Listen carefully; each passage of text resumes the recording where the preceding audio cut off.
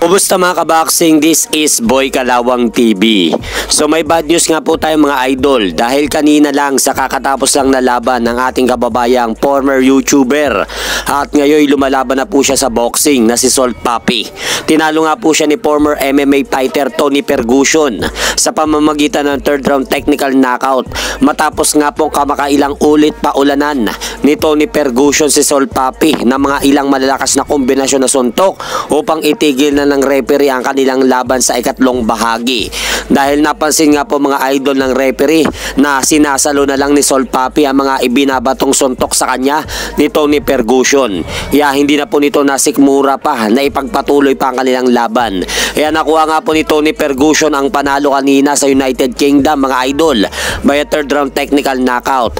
At umabati na po ngayon ang kartada ni Tony Ferguson sa boxing sa isang panalo at walang talo. At nakuha po ni Tony Ferguson ang kanyang kauna-unahang panalo sa boxing sa pamamagitan ng technical knockout. Samantalang bumagsak na po ngayon ang kartada ng ating kababayan na si Salt Papi o sa totoong pangalan po nito ay Nathaniel Bustamante sa 4 na panalo at 3 talo. Kaya bounce back na lang po sa susunod na laban ni Salt Papi mga idol dahil may pagkakataon pa naman makabawi siya dahil may edad pa lang si Salt Papi sa kasalukuyan na 31 anyos kaya marami pang laban itong gagawin. At sa bilang balita naman po mga idol, kahapon inanunsyo ng kampo ni Mark Magnifico Magsayo na hindi na sila mapapasama sa gaganaping 50th anniversary ng Trilla in Manila na gaganapin sa October 29 sa Smart Araneta Coliseum sa Rugol ng Maynila dahil may balita nga pong muling mapapasama sa undercard ng laban ni pambansang kamao Manny Pacquiao si Magsayo sa December.